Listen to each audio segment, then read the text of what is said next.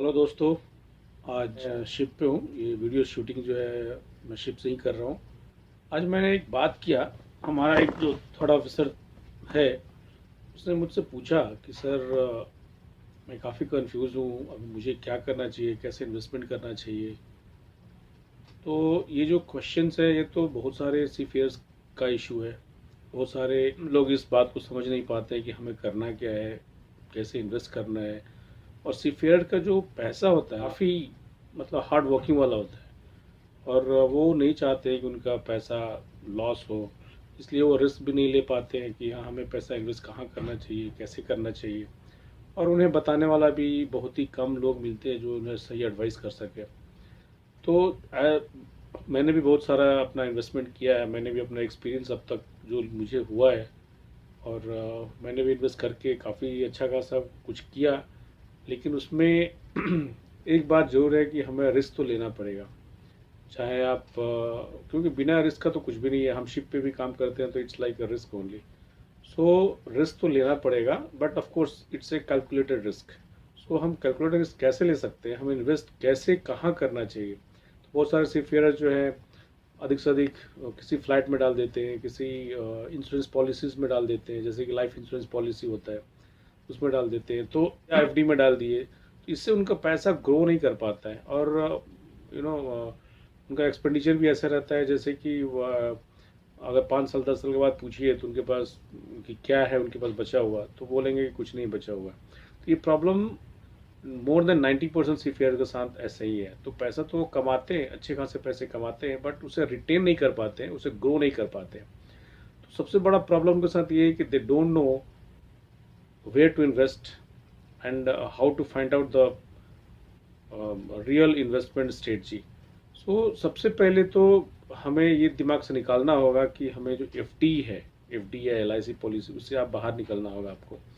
तो ये आप अगर उससे हट जाते हैं और जो आपको पैसा बचता है आप सेविंग्स अकाउंट में न डाल के म्यूचुअल फंड में डाल दीजिए। तो म्यूचुअल फंड में डालने का मतलब हुआ कि आप मार्केट में डाल रहे हैं। मार्केट में डालने का मतलब कि एक्चुअली आप किसी स्टॉक में डाल रहे हैं। तो अगर आपको स्टॉक की सूझबूझ है तो आप स्टॉक में डालिए। अगर सूझबूझ नहीं है स्टॉक के बारे में तो बेस्ट है कि आप किसी म्यूचुअल फंड में डालिए। और किसी म्यूचुअल फंड नहीं, मार्केट में बहुत सारे म्यूचुअल फंड आप अवेलेबल हैं। लेकिन वहाँ पे अगेन प्रॉब्लम ये आती है कि हमें किस म्यूचुअल फंड में पैसा डालना चाहिए। तो अब तक का जो रिकॉर्ड रहा है पिछले ऑलमोस्ट 25-30 साल का जो रिकॉर्ड रहा है म्यूचुअल फंड्स के, उसमें सबसे बेस्ट जो रिटर्न मिला है मार्केट के हिसाब से वो है निफ्टी 50 का इंडेक्स। तो निफ्टी 50 इंडेक्स के थ्रू जो हमारा पैसा मिलता है, जो ग्रो करता है, जो कि समवेयर अराउंड आपको 15% का एक एवरेज रिटर्न अब तक मिला हुआ है। तो मार्केट में बहुत सारे म्यूचुअल फंड्स हैं, लेकिन सारे म्यूचुअल फंड में आपको डालने का ज़रूरत नहीं है। आप निफ्टी 50 इंडेक्स फंड में आप डालिए, या एक्सचेंज ट्रेडेड फंड्स होते हैं उसमें आप पैसे डालिए। इसमें आपके पैसे जो है डालते हैं तो आपके पैसा ग्रो होने के चांसेस बहुत ही अच्छे हैं। तो जो आपका आपके पास अगर सरप्लस पैसा है तो आप निफ्टी 50 म्यूचुअल फंड में डालिए। और अगर आप अच्छे से किसी स्टॉक के बारे में एनालिसिस कर सकते हैं कि ये स्टॉक अच्छा है, जैसे कि मान लीजिए बहुत सारी कंपनी है, पावर ग्रिड है, पावर फाइनेंस है, नाल्को है, सेल है, because these are the government companies. और आज के डेट में काफ़ी लो पे चल रही है, उनका जो स्टॉक प्राइस है काफ़ी कम है, उनका पी रेशियो भी कम है, पीवी रेशियो भी कम है। तो आप वो सब स्टॉक ले सकते हैं। लेकिन स्टॉक मार्केट में एंट्री हर हमेशा करना सही नहीं है, क्योंकि स्टॉक मार्केट का भी एक पी रेशियो होता है और निफ्टी 50 का भी एक स्टॉक पी रेशियो होता है। वो पी रेशियो अगर आपका 16 के करीब है तो एंट्री करना ज़्यादा सेफ है।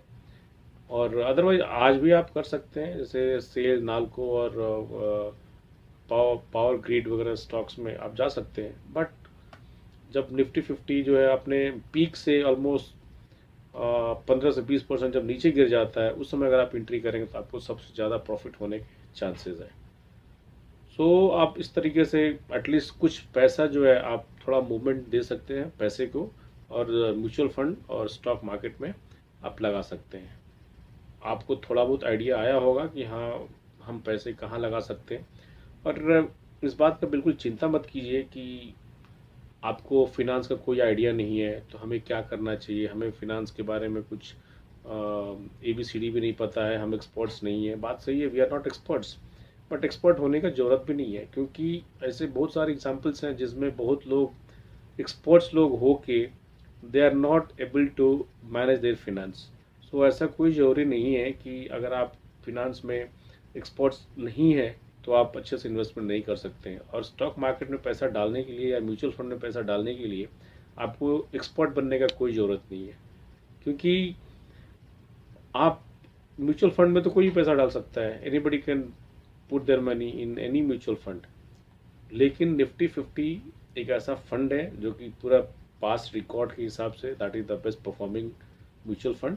सो आप उसमें आंख बंद करके डाल सकते हैं इसमें कोई, क्योंकि निफ्टी 50 का इंडेक्स हमेशा ऊपर की तरफ जाएगा, दैट इज द रिकॉर्ड। अगले 15-20 साल में तो ऊपर ही जाना है उसको, तो उसमें आप डालिए आंख बंद करके, इसमें आपको कोई टेंशन लेने की जरूरत नहीं है।